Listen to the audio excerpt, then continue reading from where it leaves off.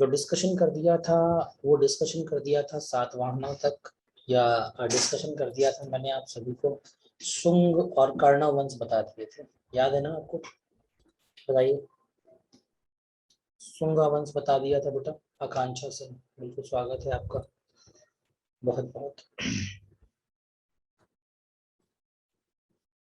ठीक है। ठीक है।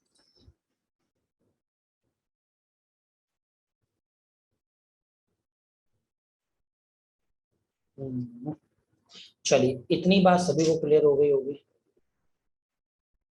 अब कोई दिक्कत परेशानी नहीं होगी। ठीक है, तो आज जो हम डिस्कस करने वाले हैं, सबसे पहले तो आप ये जान लीजिए डिस्कस क्या करने वाले हैं। हम डिस्कस करने वाले हैं यहाँ पे कुषाण वंश को। कैसा डिस्कस करेंगे? कुषाण वंश को डिस्कस करेंगे। कुषाण, फिर गुप्ता, फिर वर्धन। और मध्यकालीन भारत आपका संडे संडे को हमने पढ़ाया है, तो आप सभी लोग उसमें जुड़े जुड़े भी होंगे। मध्यकालीन भारत कंप्लीट ही हो चुका है, बोलो हाँ या ना, जल्दी से बता दो। शुभम सोलंकी, निशा, सभी को नमस्ते बेटे, जल्दी से बताएं। संडे की क्लास में जुड़ते हैं कि नहीं जुड़ते आप लोग? संडे को जो क्लास होती है उसमें आप लोग आते हैं ना? देखिए जो नहीं आते हैं उनके लिए एक ऑप्शन और, वो ऑप्शन क्या है? तो पहला ऑप्शन तो ये बनता है कि आप रिकॉर्डेड सुन लीजिए, ठीक है, ऑलरेडी वो भेज गया होगा आपके ऐप पे। या फिर दूसरा ऑप्शन बनता है आप इस ग्रुप में जुड़ जाइए, ठीक है, यहाँ से आपको एक लिंक मिल जाएगा, लिंक इसमें पड़ा होगा क्योंकि वो यूट्यूब पर भी जाती थी क्लास, तो यूट्यूब से पढ़ लीजिए, मेरा यही क्लास है। या तीसरा ऑप्शन ये है कि आप सफलता क्लासेस पे जाइए और प्ले लिस्ट में ढूंढिए, वहां पर मिल जाएगा। तीन रास्ते हमने बता दिए। और संडे को क्लास होती है, जब मैं क्लास ले सकता हूँ संडे को, तो आप पढ़ नहीं सकते क्या आकर के, बताइए? और फिर आप ही लोगों के लिए होती है, तो इसलिए आप सभी लोग, जो भी लोग नहीं आए थे वो सभी लोग जुड़ जाएंगे, वहाँ पढ़ लेंगे, ठीक है। क्योंकि मध्यकालीन भारत में आपको नहीं कराऊंगा क्योंकि मैं ऑलरेडी करा चुका हूँ इसलिए, ठीक है। इस बात को सभी लोग ध्यान रखिए। हाँ, गुड आफ्टरनून अंचल, मनु, जितने भी बच्चे आ रहे हैं सभी को नमस्ते, बिल्कुल सभी का स्वागत, सभी का अभिनंदन। उषा, राहुल, विशाखा, बिल्कुल बिल्कुल ऐप पर भी जाती है क्योंकि जूम से कनेक्ट होके जाती है ना दोस्तों। पहले तो पेड बैच में जाती है, पेड बैच से फिर वो यूट्यूब पर बाद में जाती है, जाती तो सेम टाइम पर ही है, लेकिन पहले वो पेड बैचेस में जाती है जूम के माध्यम से, ठीक है। हाँ, तो वो आपके ऐप पर भी होगी, ठीक है भैया। तो सारे रास्ते हमने बता दिए हैं। अब आपको कहाँ से आसान तरीके से मिल जाएगा, अब वो आप ढूंढ लीजिए और कर लीजिएगा, ठीक है। पीडीएफ भी आपको ऐप पर पहुंच गई होगी क्योंकि हमने तो भेज दी थी, तो लग भी गई होगी, मिल भी गई होगी, ठीक है। आज शुरू करेंगे कुषाण वंश। क्या शुरू करेंगे? कुषाण वंश। देखिए कुषाण वंश की अगर हम बात करें तो कहते हैं कुषाण वंश एक्चुअली में दो कबीले हुआ करते थे। अच्छा, कल वाली पीडीएफ मेरे तरफ से चली गई है, आज शाम तक आप सभी को मिल जाएगी, ठीक है उषा जी। मेरे तरफ से तो तुरंत ही चली जाती है, ठीक है। बस आपको पहुंचने में या लगने में थोड़ा समय लगता है। आईटी आईटी डिपार्टमेंट जो है, जो आईटी टीम, टेक्निकल टीम लगी है, वो थोड़ा समय लग जाता है क्योंकि थोड़ा सा वैसा काम भी होता है, ठीक है। हाँ, तो वो आपको मिल जाएगी, कोई दिक्कत नहीं होगी, ठीक है। पीडीएफ मिली हुई है, वहाँ चालू नहीं हो रही है, चालू हो जाएगी, परेशान मत होइए, कुछ होगा, टेक्निकल दिक्कत आ रही होगी, हो जाएगा, ठीक है। देखिए कुषाण वंश की अगर हम बात करते हैं तो कुषाण वंश जो है, सबसे पहले तो ये चीज, ये एक ट्राइब्स है। ट्राइब्स का मतलब होता है जनजाति, और ये दो कबीलों में थे, एक थे यूची और दूसरे थे तोखरी। एक थे यूची और दूसरे थे तोखरी, ये दो कबीले थे। यूची को ही कहा गया है टोचरियन जनजाति से संबंधित माना गया। तो यूची कबीला आगे बढ़ा और जो तोखरी था वो समाप्त हो गया। यूची कबीला जो है ये मध्य एशिया, ईरान, अफगानिस्तान और पाकिस्तान तक इसका प्रभाव था।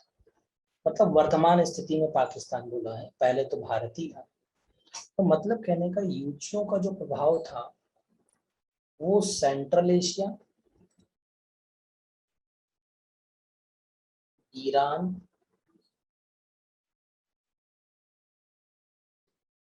अफगानिस्तान अफगानिस्तान और वर्तमान स्थिति में पाकिस्तान, पहले तो ये भारत ही था, ठीक है, यहां तक इनका प्रभाव हुआ करता था।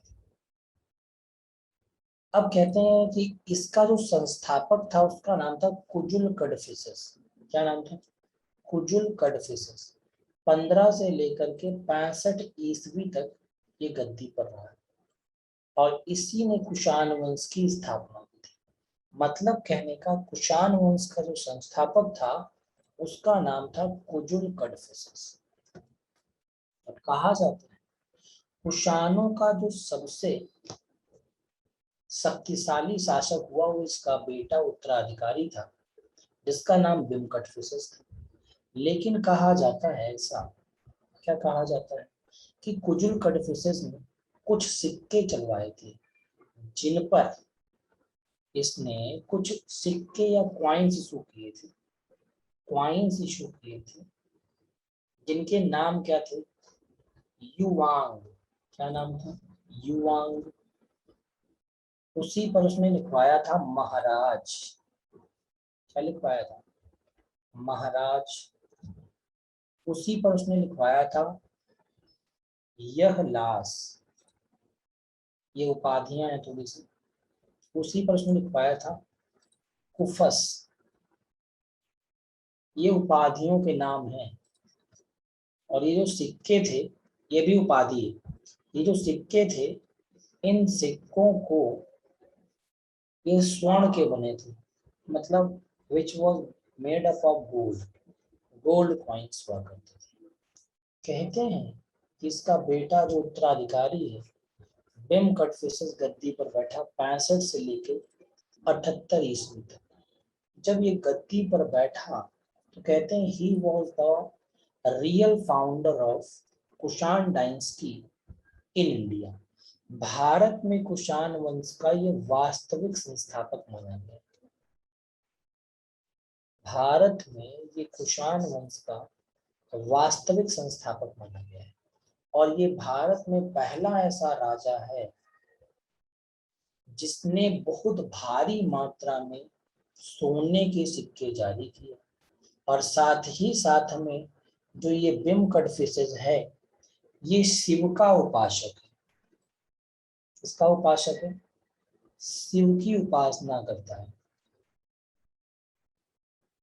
अब जब शिव की उपासना करता है तो आप समझदार हो, तो शिव का उपासक कहेंगे। तो ये शैव धर्म को मानता है। किसे मानता था? शैव धर्म या शैव मत को मानता था, का अनुयायी था, फॉलोअर था। अंकित जी स्वागत है भैया, नमस्कार, जय हिंद। तो कहते हैं शैव मत को मानता था। तो इसने अपने जो गोल्ड कॉइन्स थे, जो सोने के सिक्के थे, उन सिक्कों पर कुछ आकृतियां बनवाई थी। जैसे शिव की आकृति थी, जैसे नंदी की आकृति थी, जैसे शिव जी का त्रिशूल था। त्रिशूल।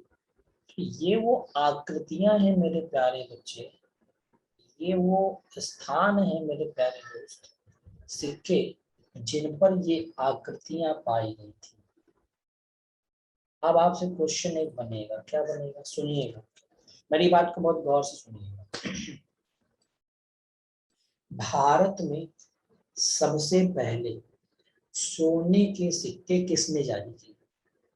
तो आंसर आप देंगे इंडो यूनानी या इंडो ग्रीक। ठीक। दूसरा प्रश्न सुनिएगा, निम्नलिखित में से भारत में सर्वाधिक शुद्ध सोने के सिक्के या भारत में सर्वाधिक मात्रा में शुद्ध सोने के सिक्के किन्होंने या किस शासक ने जारी किए? किस शासक ने जारी किया? तब आप आंसर देंगे बिम कटफिशर्स। मुद्दा क्लियर? जल्दी से बताओ। तीसरा सवाल सुनिए, निम्नलिखित में से भारत में सर्वाधिक सोने के सिक्के किस वंश ने जारी किए? तब आप ऑप्शन देंगे गुप्त वंश। देखिए तीनों ही सवाल संबंधित थे सोने के सिक्के से, लेकिन हर एक का आंसर अलग अलग था।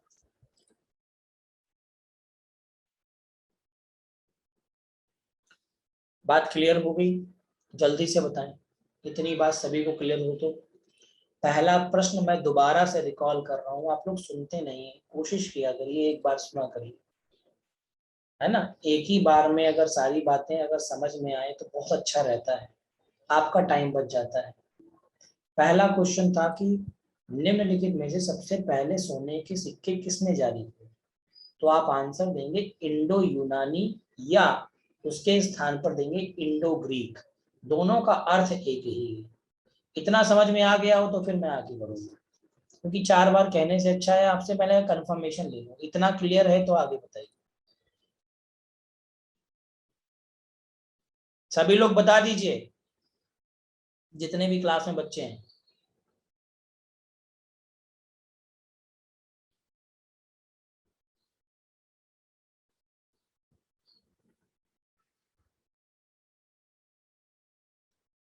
ठीक है, दूसरा सुनिए, निम्नलिखित में से किस शासक ने, निम्नलिखित में से किस शासक ने सर्वाधिक मात्रा में शुद्ध स्वर्ण सिक्के जारी किए?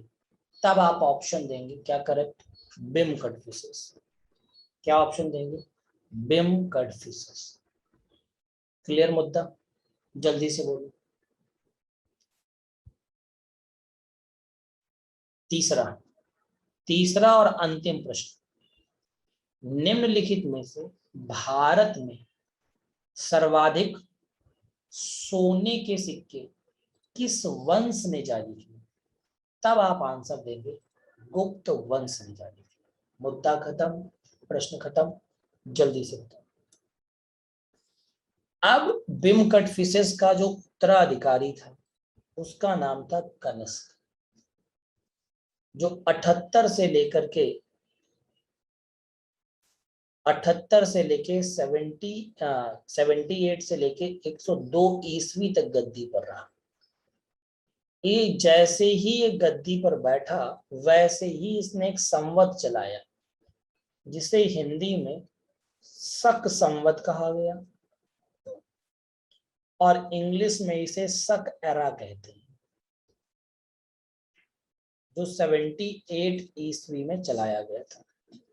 इसी के आधार पर भारत सरकार के द्वारा, इसी के आधार पर भारत सरकार के द्वारा न्यू कैलेंडर बनाया जाता है, और उस कैलेंडर के आधार पर ही भारत सरकार तारीख, दिन, छुट्टियां डिसाइड करती है।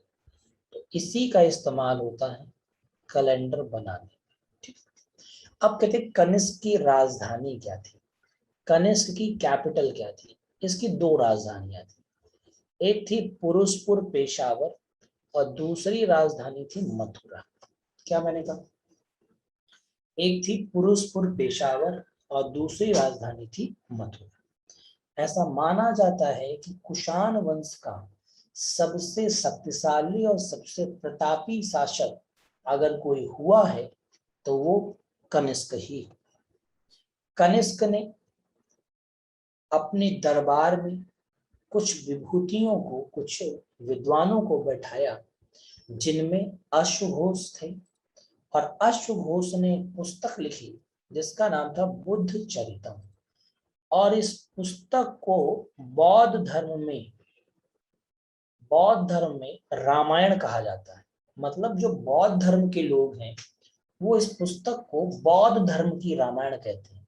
तो बौद्धों का रामायण कहा जाता है। किसे बेटा? बुद्ध चरितम को या बुद्ध चरित को। किसके द्वारा लिखी गई थी? अश्वघोष ने लिखी थी। और अश्वघोष कनिष्क के दरबारी कवि थे या कोर्ट पोइट थे। हालांकि इनकी कोर्ट में कोई अश्वघोष ही नहीं थे, वसुमित्र जी भी थे। वसुमित्र जी भी थे। इसके अलावा इनके दरबार में नागार्जुन भी थे। कौन थे बेटा? नागार्जुन भी थे, जिनका दूसरा नाम नागसेन था। क्या नाम था? नागसेन था। कहते हैं इनके दरबार में जो चिकित्सक थे, जो कोर्ट फिजिशियन थे, जो आयुर्वेद के प्रकांड विद्वान थे। कौन से वेद के भैया? आयुर्वेद के प्रकांड विद्वान थे। मतलब आयुर्वेदाचार्य कह सकते हो आप। क्या कहोगे? आयुर्वेदाचार्य कह सकते हो आप। उनका नाम था चरक। और उन्होंने एक पुस्तक लिखी थी। उस पुस्तक का नाम उन्होंने अपने ही नाम पर रखा था, चरक संहिता। जो कि आप देख रहे हैं, पुस्तक का नाम चरक संहिता।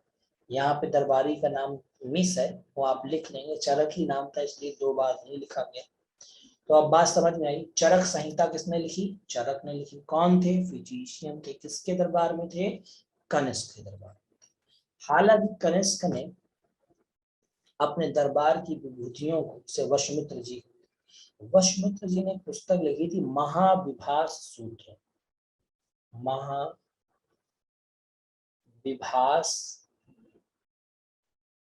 सूत्र।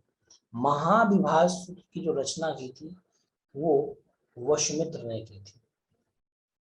किसने की थी? वशमित्र ने की थी। अच्छा, इसी इसी पुस्तक को बौद्ध धर्म में विश्वकोश कहते हैं। इसी पुस्तक को बौद्ध धर्म का विश्वकोश कहा जाता है। इस बात को सभी लोग ध्यान रखेंगे और इस बात को सभी लोग याद रखेंगे। बोलो, याद रहेगा सभी लोग कि नहीं? जल्दी से बताओ।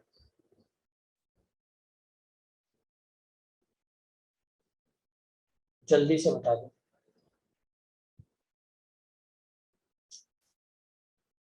यस और नो?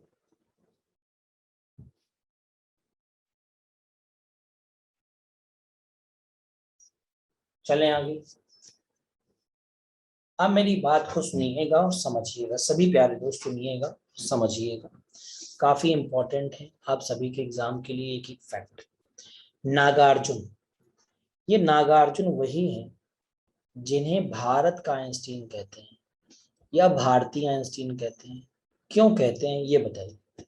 कहते हैं नागार्जुन ने अपनी एक पुस्तक लिखी थी, इसका नाम था माध्यमिक सूत्र।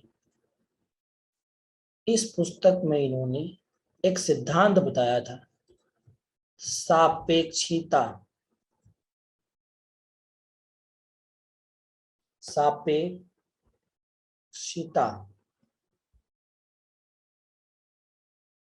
सापेक्षिता का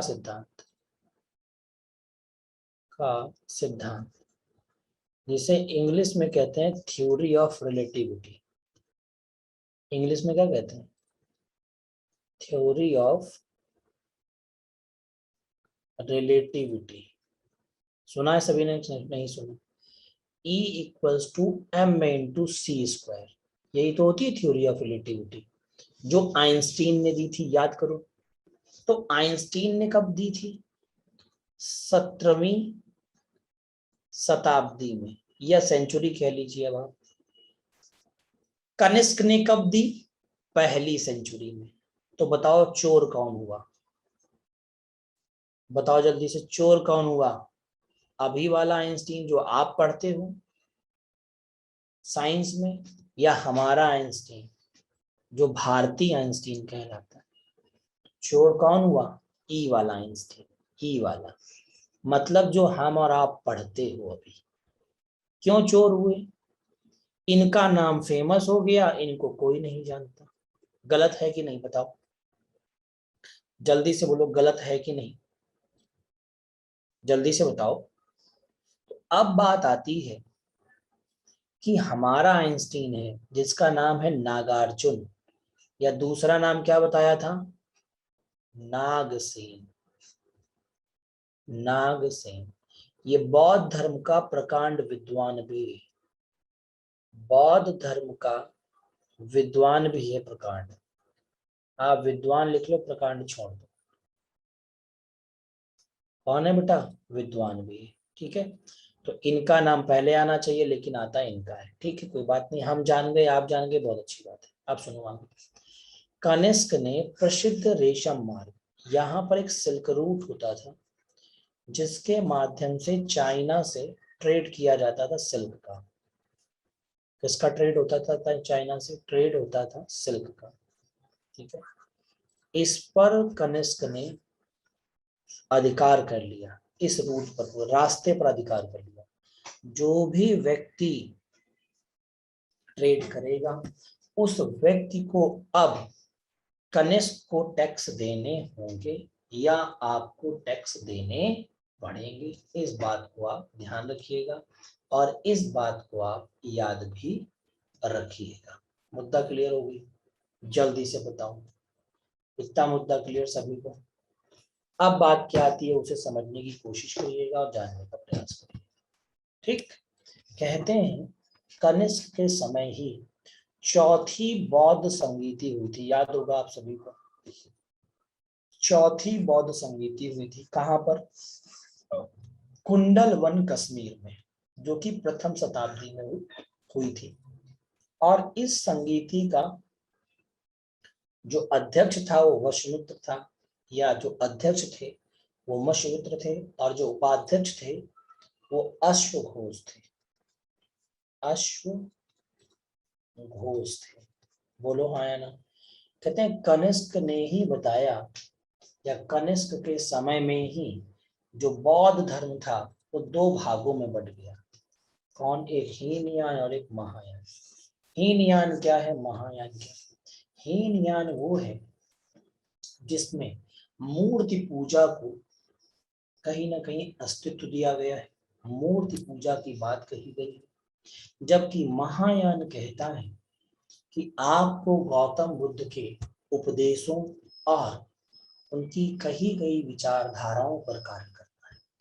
ये कहते हैं गौतम बुद्ध की प्रतिमा या मूर्ति की पूजा करो, और वो बगल वाला जो धर्म है वो कहता है मूर्ति पूजा है, उल्लूपन, बकवास है। ये कहता है उपदेश, जो उपदेश दिए गए हैं वो फॉलो करो। अब मुद्दा वही, कोई ये फॉलो करता है, कोई ये फॉलो करता है। बोलो, जैसे हम और आप सभी लोग हैं, है ना, सभी लोग भोले बाबा की पूजा करते हैं, ईमानदारी से बताओ। तो कुछ ऐसे होंगे कहेंगे नहीं हम तो बजरंग बली की करते हैं, भले ही बजरंग बली में भोले बाबा हो। किसी से कह दो सभी लोग दुर्गा माता को मानते हैं, तो कहेंगे नहीं हम भैया सरस्वती माता को मानते हैं, है ना। तो ये डिपेंड करता है, पर्सन टू पर्सन वेरिएशंस पाए जाते हैं। इस पर कोई स्टेटमेंट मैं नहीं दे सकता क्योंकि ये आस्था का विषय है। बोलो हाँ या ना। और आस्था से ऊपर संसार में कोई भी व्यक्ति एग्जिस्ट नहीं करता, ये संविधान से भी ऊपर है। अगर आस्था की बात फंस जाए तो संविधान आगे पीछे हो जाएगा, लेकिन आस्था आगे पीछे नहीं हो सकती, इस बात को जरूर है। मुद्दा क्लियर हो गया हो तो बताएंगे सभी लोग। तो यहाँ पर हीनयान और महायान अलग अलग हैं, जो कि बौद्ध धर्म के दो हिस्से हैं, एक में मूर्ति पूजा और दूसरे में उपदेश की बात कही गई। कनिष्क के समय में दो प्रकार की कलाओं का या मूर्ति कलाओं का खूब विकास किया गया, डेवलपमेंट किया गया। और यहाँ पर गांधार स्कूल ऑफ आर्ट और मथुरा स्कूल ऑफ आर्ट के अंतर्गत गौतम बुद्ध की प्रतिमाओं के निर्माण किए। किसकी बेटा, गौतम बुद्ध की प्रतिमा का निर्माण किया गया। सबसे पहला जो निर्माण हुआ था वो ध्यान रखिएगा आप लोग, सबसे पहला जो निर्माण किया गया था वो मथुरा स्कूल ऑफ आर्ट के अंतर्गत किया गया था, गौतम बुद्ध की प्रतिमा का। किसका बेटा, गौतम बुद्ध की प्रतिमा का जो निर्माण किया गया था सर्वप्रथम, वो किया गया था मथुरा स्कूल ऑफ आर्ट के अंदर। बोलो भाई, इतनी बात अगर क्लियर हो गई हो तो एक बार हाँ कर दो बच्चा, फिर मैं आगे बढ़ूंगा। ठीक है। अब कहते हैं कि जो कनिष्क हुआ, कनिष्क ने बहुत सारे काम किए हालांकि, अब कहते हैं धीमे धीमे कनिष्क का समय खत्म हो रहा है और कनिष्क का, या मैं ऐसे कहूँ कुषाण वंश का जो लास्ट रूलर है उसका नाम है वासुदेव। वासुदेव ये गद्दी पर बैठता है। प्रारंभ में वासुदेव के द्वारा ही भारत में द्वैध शासन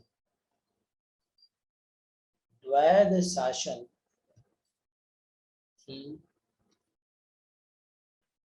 शुरुआत की जाती है। द्वैध शासन का मतलब क्या है? दो शासन, जिन्हें हम ड्यूल गवर्नमेंट के नाम से जानते हैं। इसकी शुरुआत पहली बार कुषाण शासकों के द्वारा या कुषाणों के द्वारा की गई थी और इसी समय, कुषाणों के समय ही रेशम बनाने या सिल्क बनाने का आविष्कार, या रेशम को डेवलप करने का, रेशम बनाने की तकनीकी बोल सकते हो, टेक्निक जिसे कहते हैं, तकनीकी का आविष्कार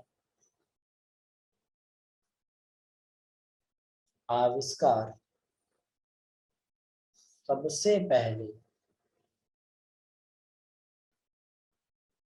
चीन में हुआ था। कहाँ हुआ था? चीन में। ये सवाल कई बार एग्जाम में भी आ चुका है, मैं आपको कई बार ये क्वेश्चन करवा भी चुका हूँ यूट्यूब पर। बोलो हाँ या ना। अगर यूट्यूब कोई देखता होगा तो उसे जरूर पता होगा। चलिए, तो ये वो साम्राज्य है जो कुषाणों का था। जो किसका था? बोलो भैया, बताओ जल्दी से, किसका है? कुषाणों का। अब इसके बाद कई सारे वंश हैं, लेकिन आपके लिए उनका कोई अस्तित्व नहीं है।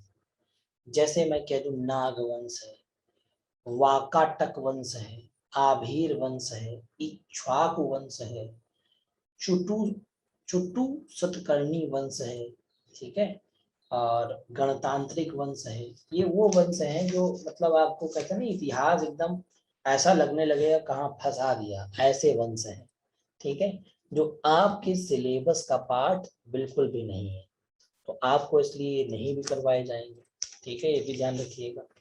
अब हम जो बढ़ने वाले हैं मेरे प्यारे मित्रों, वो हम बढ़ने वाले हैं कहाँ पर, जल्दी से बताओ। हम बढ़ने वाले हैं गुप्त साम्राज्य की ओर। किधर बढ़ेंगे बताओ जल्दी से? गुप्त साम्राज्य की ओर बढ़ेंगे और जानने की कोशिश करेंगे। चलें आगे, जल्दी से बताओ। इतनी बात क्लियर हो गई तो एक बार जल्दी से बता दो हाँ या ना। बताओ जल्दी से बताओ भाई, क्लियर मुद्दा? और 2 सेकेंड में आपके सामने एक वंश नया आ चुका है। ये देखिए, क्या आपको कुछ दिख रहा है नया? गुप्त वंश लिखा दिखा आपको? वर्धन लिखा दिखा आपको? जल्दी से बताएं जी। तो बिल्कुल गुप्ता से शुरुआत करेंगे और गुप्त वंश के बारे में हम लोग आज ज्ञान लेंगे। किसके बारे में? गुप्त के बारे में जान। अच्छा, कुछ लोग ये ना समझना, आज हम एक जगह पढ़ा रहे थे, एक जगह आज क्या कि हाँ आज ही पढ़ा रहे थे कि कल, कल शायद पढ़ा रहे थे एक दिन पहले। तो एक लड़का बोला कि सर ये गुप्त वंश वही है जो गुप्ता होते हैं आजकल। ऐसा बिल्कुल भी नहीं है। ठीक है, इस बात को ध्यान रखिएगा। ऐसा बिल्कुल भी नहीं है कि आप कह दो ये वही गुप्त हैं जो गुप्ता है। नहीं भाई, ऐसा बिल्कुल भी नहीं। ठीक, हाँ। चलिए आगे बढ़ा जाए, जल्दी से बताओ सभी लोग मुझे। ठीक है, ठीक। देखो अब मेरी बात सुनो गौर से। कहते हैं गुप्त वंश के जो संस्थापक हुए, जो फाउंडर हुए, वो थे श्रीगुप्त। फाउंडर कौन थे? श्रीगुप्त थे। जो 240 से 280 तक रहे। इस वंश का जो उदय हुआ वो 3री शताब्दी के मध्य हुआ था, या 3री सेंचुरी के मध्य कह सकते हो। ठीक है, 240 में हुआ था, तो ऑब्वियस सी बात है श्रीगुप्त का शासनकाल था। और ये प्रयाग के समीप या निकट हो सकते हो। समीप एक जगह है कौशाम्बी, यहां से इसके एविडेंसेस मिलते हैं कि ये वंश यहाँ से डेवलप हुआ था, कौशाम्बी से। ऐसा माना जाता है कि जो श्रीगुप्त हैं, उनका जो परपोता था जिसका नाम था समुद्रगुप्त, उसने बड़े नाम कमाए। और समुद्रगुप्त वाकई में बहुत ही फेमस राजाओं में से, गुप्त राजाओं में से एक था। इवन दो अपने पिता के समय भी, पिता कौन है उसके, चंद्रगुप्त प्रथम, मतलब कहने का श्रीगुप्त का उत्तराधिकारी जो हुआ वो कौन था। श्रीगुप्त का उत्तराधिकारी तो घटोत्कच हुआ, जो 280 से लेकर के 319 तक रहा। लेकिन इसके भी समय में बहुत ज्यादा, कहते नहीं, बहुत ज्यादा फेमसिटी नहीं मिली, या बहुत ज्यादा ये ताकतवर शक्तिशाली स्वतंत्र राजा नहीं था। ये एक ऐसा राजा था, टाइम पास राजा बस। तो इनका भी समय बहुत फेमस नहीं रहा। लेकिन घटोत्कच का जो उत्तराधिकारी हुआ, जिसका नाम है चंद्रगुप्त प्रथम, क्या नाम है बताओ जल्दी से। चंद्रगुप्त प्रथम। चंद्रगुप्त प्रथम की अगर मैं बात करता हूं तो आप सभी को पता चल जाना चाहिए, चंद्रगुप्त प्रथम वही व्यक्ति है जो कि इनका उत्तराधिकारी हुआ, और इसने गद्दी पर बैठते ही बैठते चंद्रगुप्त प्रथम 319 ईस्वी से लेकर 35 ईस्वी तक ये पहला चंद्रगुप्त वंश का, बिल्कुल अंचल जी, प्रयाग मतलब प्रयागराज, वही प्रयाग है। ठीक है, अच्छा मेरी सुनिए बात। चंद्रगुप्त जो प्रथम हुआ, ये पहला स्वतंत्र शासक है। He was the first independent ruler of the Gupta dynasty, that is Chandragupta first. अब कहते हैं एक पावरफुल मोनार्क, पावरफुल राजा जिसने एक टाइटल लिया, जिस टाइटल का नाम था महाराजाधिराज। इन्होंने महाराजाधिराज की उपाधि धारण की और लीच्छवी की राजकुमारी कुमार देवी से विवाह किया। और जब कुमार देवी से विवाह किया तो इन्होंने सोने के सिक्के जारी किए। कौन से सिक्के जारी किए? गोल्ड क्वाइंस, सोने के सिक्के जारी किए, जिनको इन्होंने नाम दिया राजा रानी प्रकार का सिक्का। राजा और रानी प्रकार का सिक्का। इस सिक्के के पीछे इन्होंने अपनी और अपनी मतलब रानी कुमार देवी की चिन्ह भी लगवाए। कहते हैं इन्होंने गद्दी पर बैठते ही चंद्रगुप्त प्रथम ने गुप्त संवत की शुरुआत की, जिसे इंग्लिश में गुप्त एरा के नाम से जाना गया। देखिए 2-4 एरा बहुत फेमस, जैसे विक्रम संवत से विक्रम एरा बोलते हैं, गुप्त संवत, हिजरी संवत, इलाही संवत, शक संवत।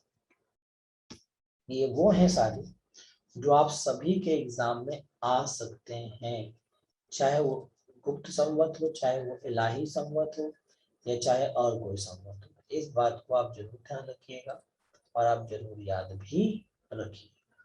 बोलो भाई, मुद्दा क्लियर हो तो जल्दी से बताओ।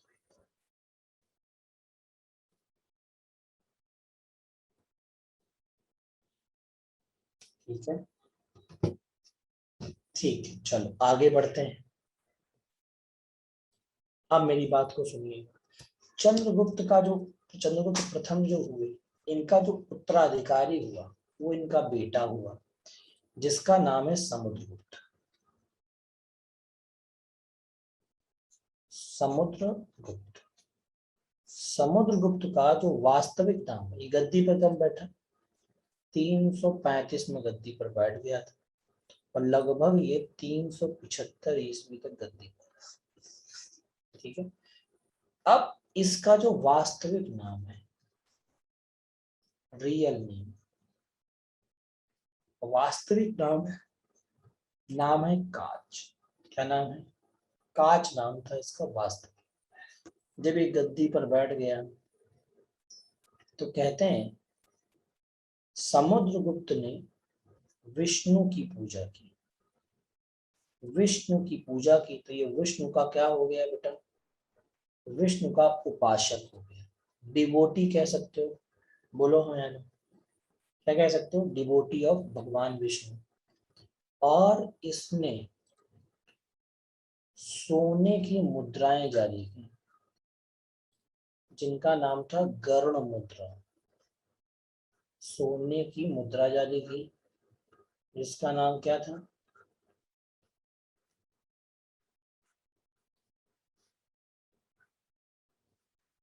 सोने की मुद्रा जारी की, इसका नाम क्या था, गरुड़ मुद्रा। और साथ ही में इसने उस सोने की मुद्रा में अपनी अपनी आकृति भी बनवाई।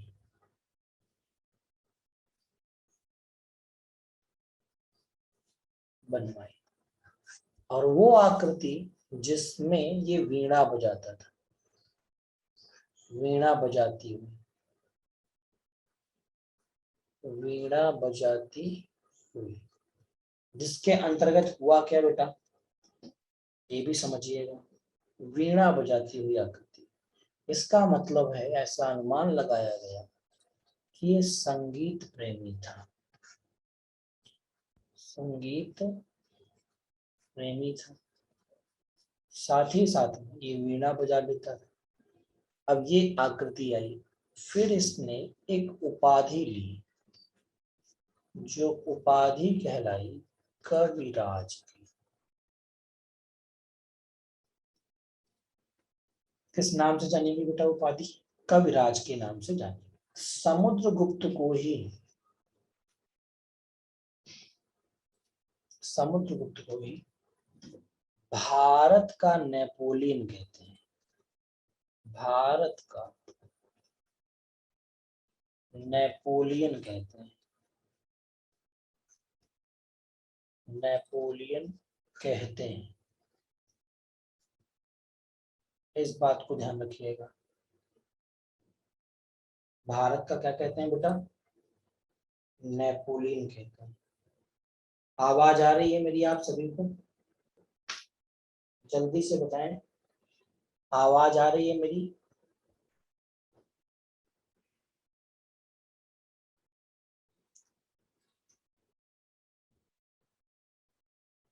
बहुत तेजी से, क्योंकि अभी देखा ना आपने ब्लिंक हुआ, इन्वर्टर से भी ब्लिंक कर दिया कुछ। चलिए अब मेरी बात को सुनिएगा। तो भारत का नेपोलियन क्यों कहते हैं समुद्रगुप्त को, क्या ऐसा कारण रहा, समुद्रगुप्त ने कुल मिलाकर के 23 राजाओं को हराया था, राजाओं को हराया था, जिस कारण इसे भारत का नेपोलियन कहा जाता है। मुद्दा क्लियर हुआ कि नहीं, जिस कारण क्या कहते हैं सर, ये उपाधि आपसे ही रख लेते थे, हाँ अपने आप से ले लेते थे, कोई देता था तो भी ले लेते थे, नहीं तो अपने आप से ले लेते थे। पहले के राजा थे भाई, कुछ भी कर सकते थे। ठीक है, अब समुद्रगुप्त जो है उनकी पत्नी का नाम था दत्ता देवी, और समुद्रगुप्त को एक और नाम दिया गया है, लिच्छवी दौहित्र। क्या नाम दिया गया है, लिच्छवी दौहित्र कहा जाता है।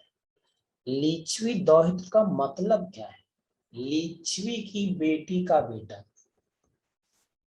क्या मैंने कहा? लिच्छवी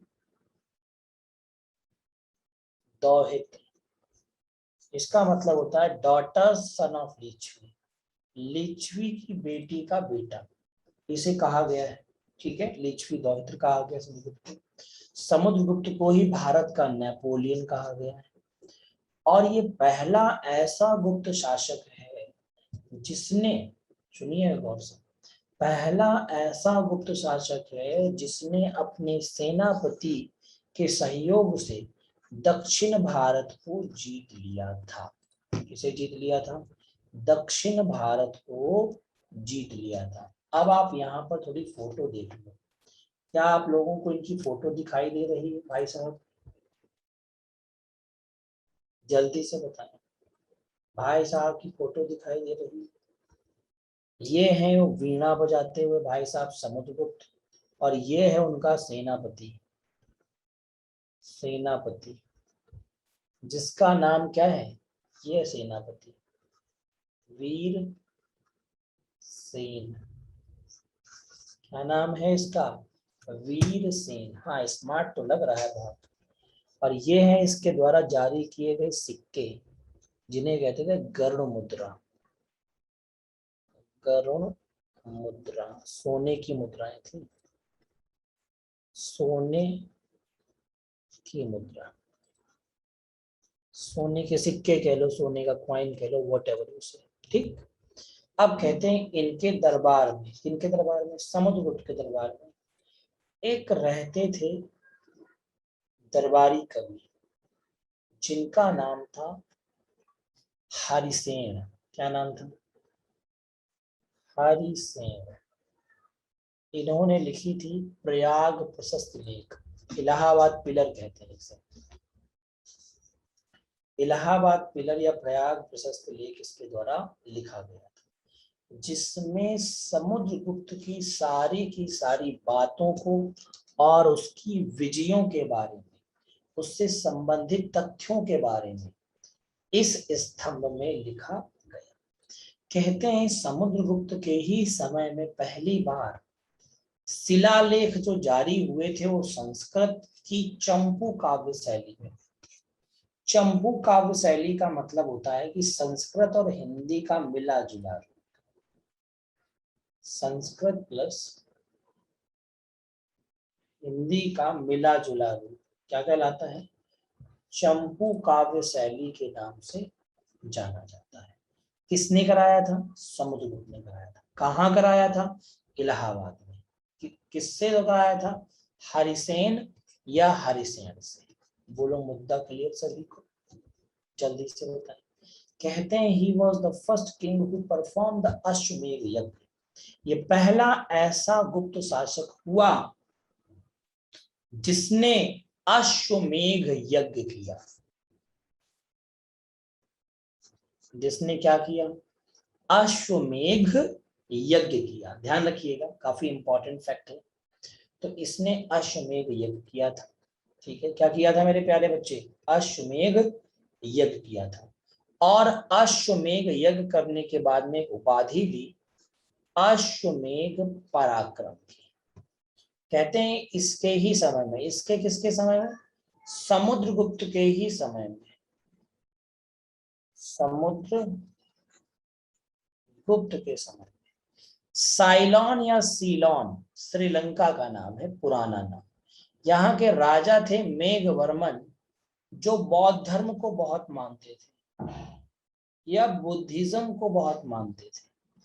तो उनका मन था कि वो अपने पैसे से यहाँ पर मोनेस्ट्री बनवाए। मोनेस्ट्री का मतलब होता है बौद्ध मठ बनवाए। उसके लिए उन्होंने परमिशन ली थी। किससे? Samudragupta granted permission to the Meghavarman to build a monastery at Bodh Gaya. अगर कोई गया होगा, बोध गया बिहार साइड, तो उसे पता होगा कि वहां पर एक बड़ा ही खूबसूरत मोनेस्ट्री बना हुआ है, बड़ा ही खूबसूरत वहां पर एक बौद्ध मठ बना हुआ है। क्या आप लोगों में से किसी ने देखा है? ठीक है, चलो आगे बढ़ूंगा मैं और अगली बातों को बताऊंगा कहते हैं समुद्रगुप्त जो है इसने ये सारे काम तो किए ही किए, फिर इसका उत्तराधिकारी भी गद्दी पर आया। लेकिन उत्तराधिकारी की गद्दी पर आने से पहले, ये बातें मैं ऑलरेडी आपको बता चुका हूँ, कविराज बोलो जल्दी से, वीणा वादन करते हुए ये सिक्कों पर दिखाया गया, बताया कि नहीं बताया बेटा? तो इसका जो उत्तराधिकारी आया वो एक रामगुप्त नामक आया। रामगुप्त और समुद्रगुप्त दोनों साथ ही साथ थे, लेकिन यहाँ पर रामगुप्त पहले आया बड़े होने के नाते। ये कहते नहीं, कभी कभी देखा होगा आप लोगों ने, आपके घर में अगर लीछवी, भैया एक जगह है योगेश जी, ठीक है, लीछवी एक जगह है, लीछवी में राजा हुआ करते, एक छोटा सा प्रोविंस हुआ करता था, ठीक है। तो लीछवी का नाम आप कई जगह सुनेंगे, प्रसेनजीत भी लीछवी के थे, चेटक भी लीछवी के थे, बहुत सारे राजा लीछवी में हुए हैं, ठीक है। छोटा सा राज्य हुआ करता था, इस बात को ध्यान रखिएगा, ठीक है। वैसा कुछ बहुत बड़ा एम्पायर नहीं हुआ लीछवी। और लीछवी में मैं बता दूं, लीछवी में अधिकांशतः जितनी भी राजकुमारियां हुई हैं उन सभी के विवाह हुए हैं किसी न किसी राजा के साथ में। तो रामगुप्त जो था वो बैठ गए गद्दी पर, लेकिन रामगुप्त का शासन बहुत लंबे समय तक नहीं चल सका। क्यों? इसका कारण था, रामगुप्त बहुत ही सीधा साधा था, और ज्यादा सीधा साधा होना भी थोड़ा मुश्किल होता है। तो यहाँ पे रामगुप्त का शासन बहुत लंबे समय तक नहीं चल सका। उसके बाद गद्दी पर बैठते हैं हमारे चंद्रगुप्त सेकंड। सुनिएगा बात को, अभी सिर्फ इतना ध्यान रखिए, चंद्रगुप्त सेकंड गद्दी पर बैठते हैं, जिनको चंद्रगुप्त द्वितीय कहा जाता है। ये 380 से लेकर के 412 ईस्वी तक गद्दी पर रहे। अब इन्हें विक्रमादित्य क्यों कहा गया? क्योंकि इन्होंने, सुनिएगा, ये बहुत ही न्यायप्रिय थे। सबसे पहली बात तो ये न्यायप्रिय थे, दूसरा बड़े उदार भी थे, ठीक है। उदार और न्याय संगत और न्यायप्रिय होने के कारण, ठीक है, साथ ही साथ में इन्होंने शकों को भी हराया था। ये जो युद्ध हो रहा है आप देख रहे हैं, ये शकों और चंद्रगुप्त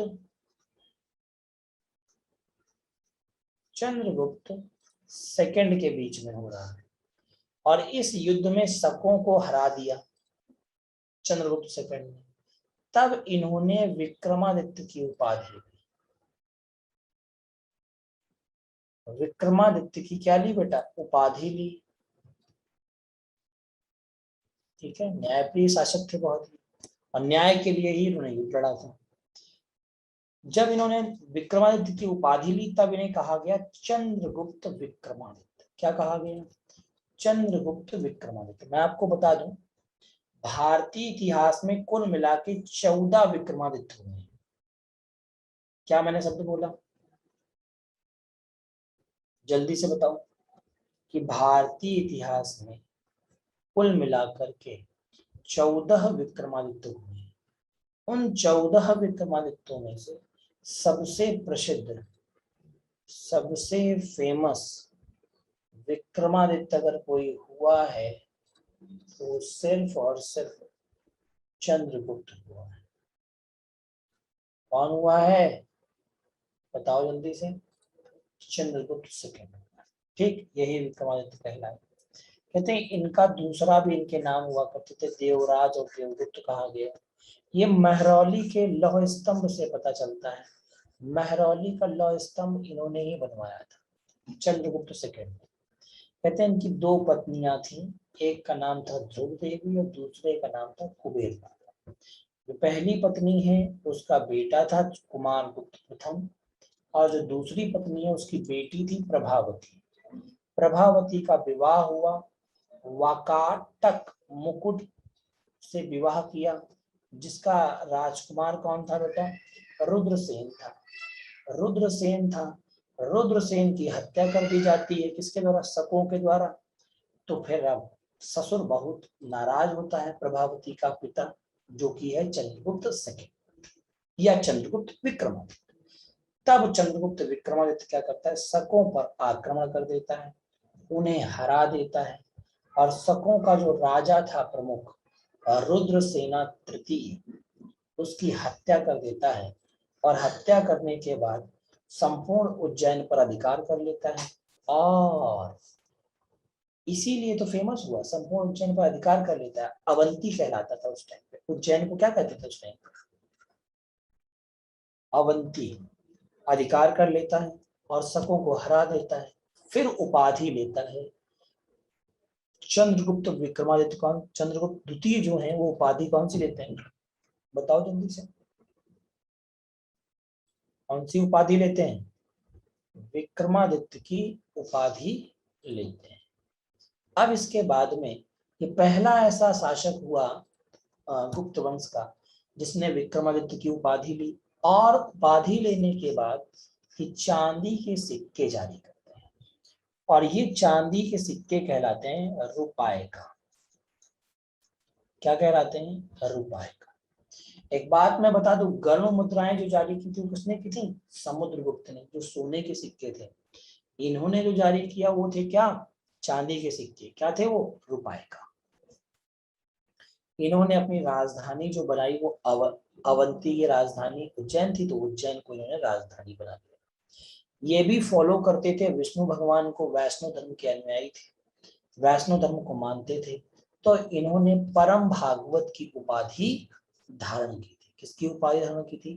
परम भागवत की उपाधि धारण की थी। अब कहते हैं कि चंद्रगुप्त विक्रमादित्य के दरबार में रहने वाले कुछ विद्वान थे जिन्हें यहाँ पर नवरत्न के नाम से जाना गया है। नवरत्न, नवरत्न के नाम से जाना गया। उन नवरत्नों की बात करूं तो वारामिहिर, अमर सिंह, कालिदास, बेताल भट्ट, घटक पर्क और आपके वर रुचि, शंकु और धन्वंतरी, ये सारे वो हुआ करते थे जो विद्वान थे।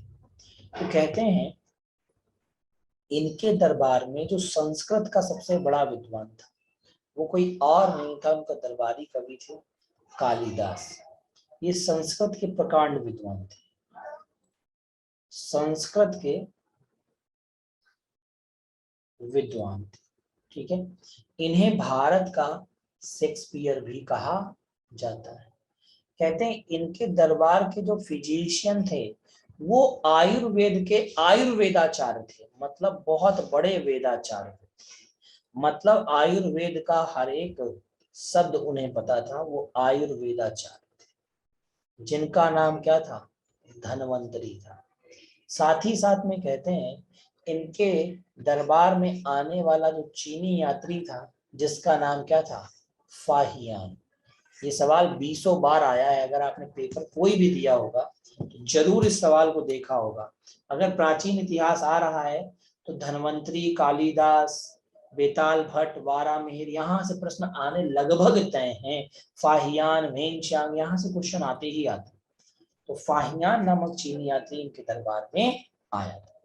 अब कहते हैं, मैं थोड़ी सी और बात बता दूं आप सभी प्यारे दोस्तों को, इनके दरबार में रहने वाले कौन कौन थे? वाराहमिहिर, ठीक है, दो तो ये लिख ही लिए आपने, कालिदास और धन्वंतरी। एक थे अमर सिंह, अमर सिंह, बिल्कुल मैंने क्या कहा, आता ही आता है। कालिदास लिख चुके हो, कालिदास, हालांकि आप दोबारा लिखो कालिदास। बेताल भट्ट, ये तो बहुत बड़े खगोल शास्त्री थे बेताल भट्ट। घट परख, घटक परख, ठीक है, पर, ठीक है। अगले थे आपके वर, वर रुचि। अगला है आपका शंकु। अगला है आपका धन्वंतरी, धन्वंतरी। उसका अगला है छपड़क। ये वो 9 नाम है, 2 4 6 और 3 9। ये वो 9 नाम है जो एग्जाम में आपके आ सकते हैं, हो सकता है। कहते हैं चंद्रगुप्त सेकंड ने या चंद्रगुप्त विक्रमादित्य ने व्याघ्र शैली में के सिक्के जारी किए थे। एक शैली होती थी व्याघ्र शैली, इस शैली में सिक्के ढलवाए थे और उन्हें जारी करवाया था। ठीक, अब कहते हैं इनके दरबार में रहने वाले जो लोग थे उन्होंने कुछ लिखा भी है, कुछ पुस्तकें भी हैं, आर्यभट्ट भी थे, है ना। तो आर्यभट्ट ने 2 पुस्तकें लिखी थी। कौन कौन सी? आर्यभट्टियम और सूर्य सिद्धांतिका। आपको मैं बता दूं, आर्यभट्ट की ही पुस्तक में मिला है दशमलव प्रणाली का विकास। आर्यभट्ट की पुस्तकों में बताया गया पृथ्वी सूर्य के चारों ओर चक्कर लगाती है। ठीक, तो ये किसने लिखा था? आर्यभट्ट ने। ये वही आर्यभट्ट हैं जिन्होंने शून्य का आविष्कार किया है, शून्य की खोज की। शून्य की क्या की थी? खोज की थी। वारामिहिर ने 2 पुस्तकें लिखी, पंच सिद्धांतिका और बृहत संहिता। क्या लिखी बेटा? पंच सिद्धांतिका और बृहत संहिता नामक पुस्तकें लिखी। विष्णु शर्मा ने लिखा था पंचतंत्र। पंचतंत्र तो मैं आपको बता दूं विश्व में 3रे नंबर पर सबसे बड़ा ग्रंथ है और सबसे बड़ी और प्रसिद्ध पुस्तक है पंचतंत्र। शूद्रक ने एक पुस्तक लिखी थी जिसका नाम था मृच्छकटिकम। क्या नाम था बेटा? मृच्छकटिकम। इसी तरीके से एक पुस्तक लिखी गई थी मुद्रा राक्षस। ये वो पुस्तकें हैं जो एग्जाम में कम से कम 20 बार आ चुकी हैं, 1-2 बार नहीं 20 बार। ये पुस्तक लिखी थी विशाख दत्त ने। किसने लिखी थी? विशाख दत्त ने। देवी चंद्रिका, एक और मैं लिख दे रहा हूं, देवी चंद्रिका मत लिखो, देवी चंद्रगुप्त।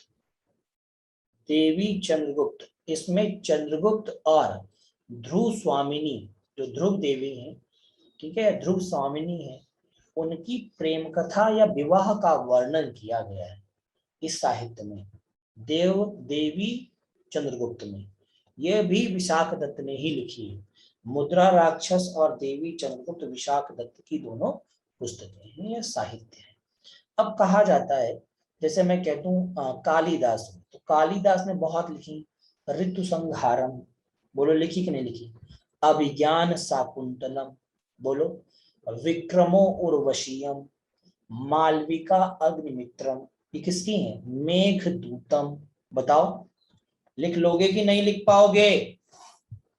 कि एक कान से सुन रहे हो, दूसरे में लीड नहीं है तो बाहर निकल जा रहा है।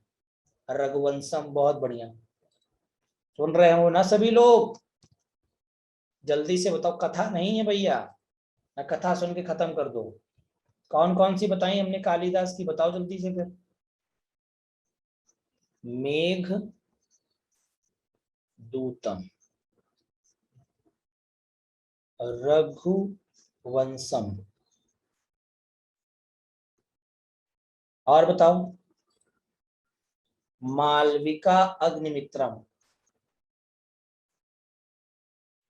मालविका अग्निमित्रम, और बताओ। अभिज्ञान, अभिज्ञान शाकुंतलम,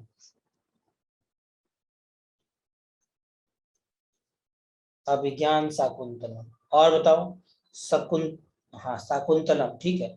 विक्रमो उर्वशीयम, विक्रमो उर्वशीयम, उर्वशीयम, ठीक है। कुमार संभवम, बहुत सारी हैं यार इनकी तो। कुमार संभवम, ठीक है, बोलो हाँ या नो। तो बहुत सारी हैं इनकी, आप लिख सकते हैं, और भी एक आधी अगर ढूंढ लो तो लिख सकते हो, सोच समझ के, कोई दिक्कत की बात नहीं है। तो इतनी बात आपको क्लियर हो गई होगी, जल्दी से बताओ हाँ या ना। अगली जो बातें हैं वो है कुमारगुप्त की, जो कि उत्तराधिकारी हुआ किसका बेटा? जल्दी से बताओ। जो उत्तराधिकारी हुआ किसका? बोलो।